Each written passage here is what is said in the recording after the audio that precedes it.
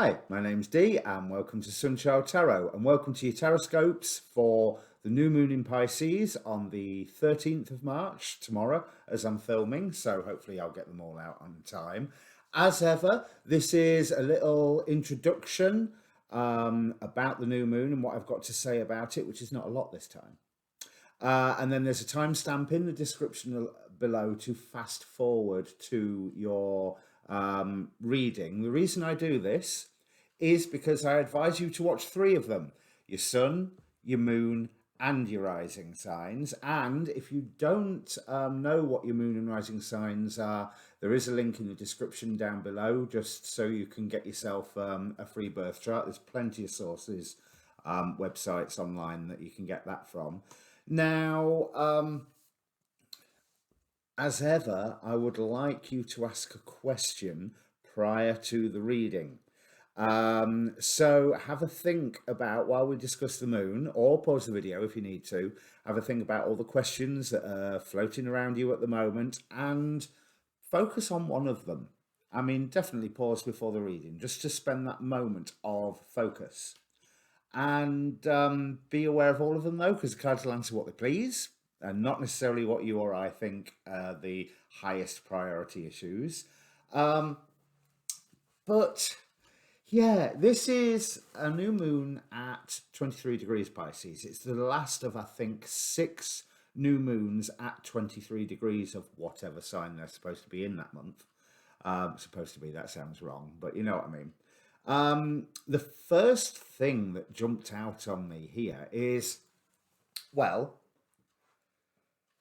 the new moon is moon conjunct sun, as we all know. And this new moon at 23 degrees Pisces is smack bang on Albert Einstein's sun. So not a new moon in his case, but I really just like that image of, if you think about part of his identity that we all know, is his ability to think things through, to reason, to ask questions. And this is what I think this new moon is about. Watching a lot of the astrologers' videos, which I have yet to actually post on my Facebook page, link down below, I'll talk about that in a minute. But a lot of them are saying this new moon is not so much a time about setting intentions this time. That's for the day after, couple of days after, 3 days after of the new moon. It's more a case of planning to set the intentions, working out what you need to have in place for you to make your mind up about how you're going to proceed further. So another way of saying that is a way to clear space for setting the intentions. So clear space indicates all the old tropes of letting go and, to a great extent, forgiveness. So if there's anything you need to work on forgiving, now's an ideal time to do it. I probably have a few things on my own list. Now, this is emphasized even more by the degree angel. At 23 degrees Pisces, this degree is ruled by the angel Manakel, who represents accountability and the knowledge of good and evil. So with that knowledge of good and evil, there's that is good for me, that is not good for me, that is just downright evil, that's just not good for me. Both of those two things we can get rid of now, hopefully. Also, Manakel is ruling Mars this time. So it's 2 planets Manakel's ruling. Mars is quintile the moon, which, if I remember correctly, bear in mind I'm not an astrologer, but indicates a creative force between the two of them. So our emotions and our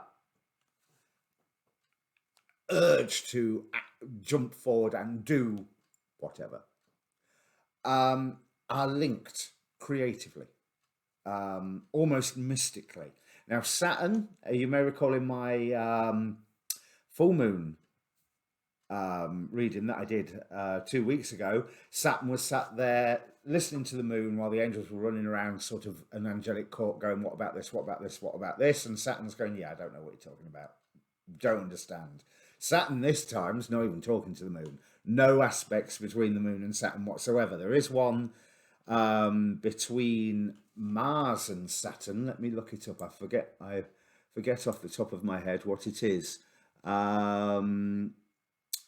Yes, there's a harmony between Mars and Saturn this time. So, as in a trine aspect.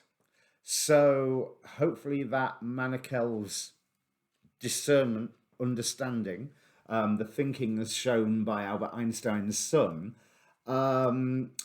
will get transferred into some form of action that Saturn can approve of, because Saturn still remains the ruler of the chart. On that note, you know how I like my looking up astrology of the first appearances of comics characters.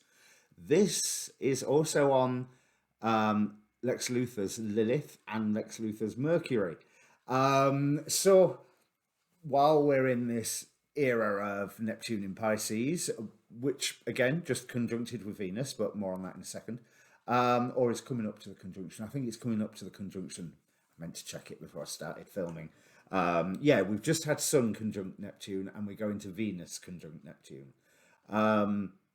Really, same day. So, near as damn it. But the Lex Luthor, Lilith and Mercury, we've got, with Lex Luthor, we've got that symbol of thinking, working things out. Okay, he had a few agendas that maybe you and I might not agree with, but he was very good at communicating things and swaying public opinion. Positive and negative there. Because Neptune in Pisces, obviously, delusion, illusion, imagination run riot, obsession. And yeah, I wouldn't trust anything Lex Luthor says one way or another. So there may be more public narratives that we would need to question, but there's also that sense of people using their own discernment and making space for the new, and being aware of all the factors that are popping their head up, saying, before you make your plans, what about this? What about that? Don't forget about me. Don't forget about this thing over here. Now, also in Quintile, we have Mercury and Uranus, ruled by Rahel, who is known as Diamond in the Rough, and is also attributed to filial submission, the submission of children to their parents, for example, but also a dispenser of longevity. So Mercury in itself, in its post-shadow phase, we've had loads of things brought up to us yet again that we can now let go of. That's the idea of the post-shadow phase.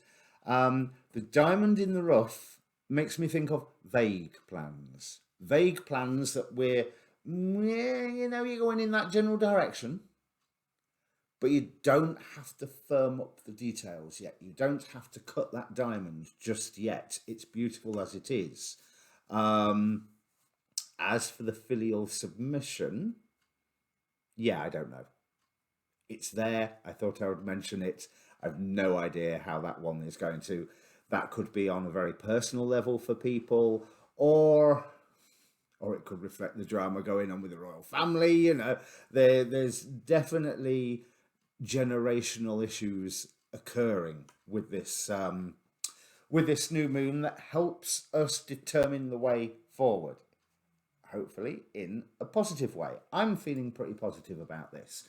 I mean, people will say it's Pisces being the 12th sign is very similar, but not the same. I must stress it's not the same as the 12th house. So in terms of isolation, I don't want to say isolation. I want to inward looking study, really examining that which is within us. But we've got quite a stellium here in Pisces because, what is it, Sun, Moon, Venus, Neptune. So that's a lot of power. Obviously with the Venus-Neptune conjunction, appreciation of beauty, mysticism, maybe beautiful illusions, and you will see various astrologers talk about the the beautiful love and relationship aspect. That can also be relationship to things that we value. Um, but this new moon is wonderful for, like I say, preparing to set your intentions. Let old things go, focus on what you love, and work out how what it is you love is going to carry you forward, what passion you want to follow. I said I'd talk about the Facebook thing. Link down below. Like I said, I share normally. I haven't this last week, but I think you'll understand that with you've seen the intro bit already. I normally post the videos of all the astrologers that I follow and whatever else that I find on YouTube that is in this vein of beautiful woo-woo. But it's also got a personal inbox. So if you want a personal reading from me, obviously watch the reading first so you can judge whether you want this or not. But if you want a personal reading, that's a way to get in touch with me. You are more than welcome to comment down below. I try to respond to all of my comments. Not always on time, but I don't hover over the computer. But I always like to try and respond. And it's interesting to know what you think. It's interesting to know that it's reassuring to know that the readings that I am doing are hitting home somewhere. Because in taroscopes, there's 3 layers to them, I think. There's obviously me doing the reading for a zodiac energy. Then there's you, the viewer, finding the readers that you... Oh, I've forgotten the word. I was going to say synchronize with, but that's... Nope, can't remember the right word. But the ones that you vibe with, the ones that you resonate, that's it. The ones that you resonate with. And then you have to apply the reading to your own circumstances if it sounds relevant. Absolutely and totally and utterly discard it if it does not sound relevant, because this is not a sort of form of mundane tarot reading. The reading either is for you and you'll be able to hear that, or it's not. Go and watch your rising sign, go and watch your moon sign. I mean, new moons, full moons, go and watch your moon sign always. So yeah, like, share, subscribe, all that good YouTube stuff, because it really does help. I'm still aiming for that magic 1000 yet, so anything you can do to assist with that will be greatly appreciated. And like I say, before I bring up the cards, just remember that one thing: ask a question first. And I think that's everything that I've got to say. I actually thought I had nothing to say about this new moon, and I've not said a lot, but I think that in and of itself is significant, that it's this space. Pisces can be about rebirth, so it is this space, like the creative void before the word, that we are able to set the directions of our own rebirth, or at least, being a tarot reading, because I'm always talking about new beginnings, because that's what the cards do, this month's rebirth. So I hope you're all well, and I will bring up your cards. Cheers. Okay, Cancer, there's quite a lot to unpack here. We'll start with how you're feeling. 8 of Discs, clarified by the 7 of Wands. You've been doing the same thing over and over and over again, and getting better at it, I might add. I'm not getting so much of the repetitiveness as I'm getting the getting better, learning skills. Yes, you've been doing the same thing over and over again, but it's because you've been learning how to do it better. And you've been quite defensive over this. You've had cause to protect it. Now, I'm not in any way, shape or form dissing the work that you have done, because I rather feel you've got better at it than what you think you have. We have, for the first oracle card, excuse me, confidence is key to your success. So I want you to have a little bit of faith, because I know you're wanting to dive straight into some form of argument, some form of or some new form of how you are defending what you've been doing. And I'm not entirely sure that that's quite the right argument, the defense thing. It's because of what you've been doing, you now have the skill to dive into this new confrontation, new argument, as symbolized here by the Princess of Swords, which is can indicate research if you're thinking about the information value of it, but research with an agenda. Almost like, I know that's wrong. I have the skills to prove that it's wrong.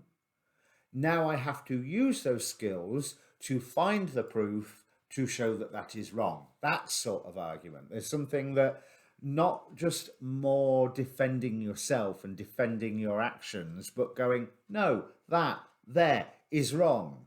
And you can easily get the challenge of prove it. Okay, well, first principle that we want to look at is this, and blah, and blah, and blah. And it may involve you having to go away, research your argument, and then come back again. But this confrontation has some promise in it for you. It starts something new for you. I mean, you're already aware that that new life is sort of hovering on the border. But it is a matter of you stopping procrastinating. We have from the Queen of the Moon Oracle the resistance card, which is, as it says, there's two forms of resistance, overt and covert. The overt one is where the world goes, no, you're not doing this. You won't get that job. You can't get out of the house. The house is flooded, whatever. But then there's the covert of the, I'll get round to it. Yeah, I'm going to do it, but I'll do it soon. The prevaricating, I'm sure that's the right word, prevaricating. The putting it off, the not quite applying yourself, the not having the faith in your own skills to apply yourself to your fullest extent. And part of the problem seems to have been, and this one you'll love, Cancer, that you have been trying to keep everything in balance. But the problem with that is that you have been trying to keep everything in balance on your own, purely off your own steam. You've not allowed anybody else in. In fact, you may well have positively thrown somebody else out. Being Cancer rising, I can take this. We have Hathor, Mistress of Harmony, from the Mausolea Oracle. Mediation, communication, and culture. Now, she's all in this deck. She's all about the arts, culture, cultural significance, and sorting out arguments, like it says, mediation. Actually finding a path forward with another party, which it means that you trying to work so hard on your own, with this card then to come out, shows that where you may have gone, stuff it, I'll do it myself, and not allowed somebody else to come in, or you may have actively thrown somebody else out, that maybe that wasn't achieving quite the balance that you were expecting. I'm going to completely ignore all of this reading afterwards, because I'm not big enough to take my own advice. No, it's food for thought. The other reason that I'm saying about this is hopes and fears. We've got the Devil card, clarified by the Six of Cups, something from the past.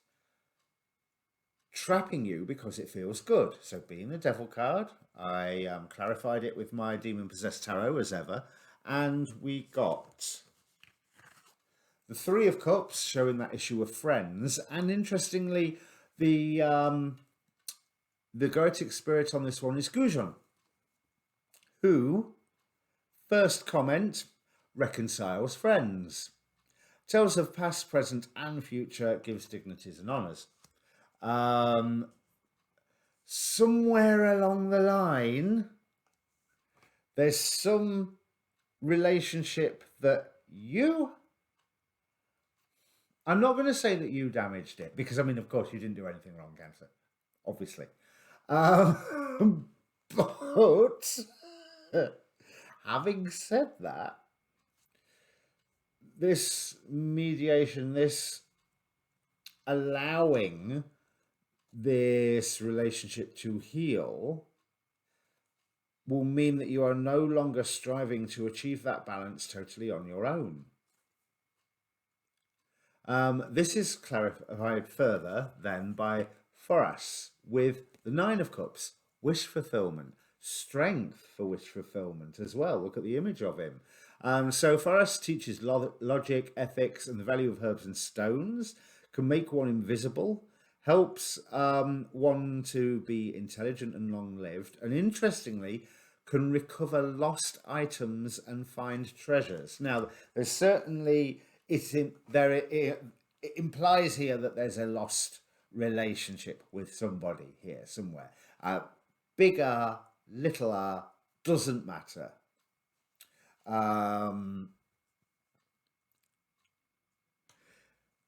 Because there's another, well, possibly another party, possibly the same party, bringing some clarity home to you fast about what you have been doing, and to be quite honest, how well you have been doing it. Because this Ace of Swords here, yeah, it's a cold, hard dose of reality, but I also feel really good about it, and being a Cancer rising. You know, obviously I want to feel good about it, but I do actually feel quite good about it. I don't feel like it's a form of clarity that is wagging its finger and tutting because it knows that you are so very much the lowest of the low. You know, it's actually, no, look at how far you've come, look at what you've done.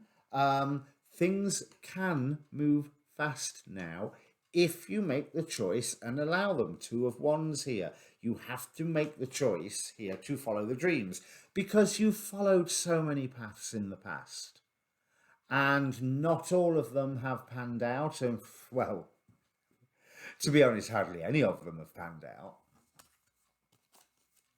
Seven of Cups, clarified by the Seven of Cups. You know, when you get that,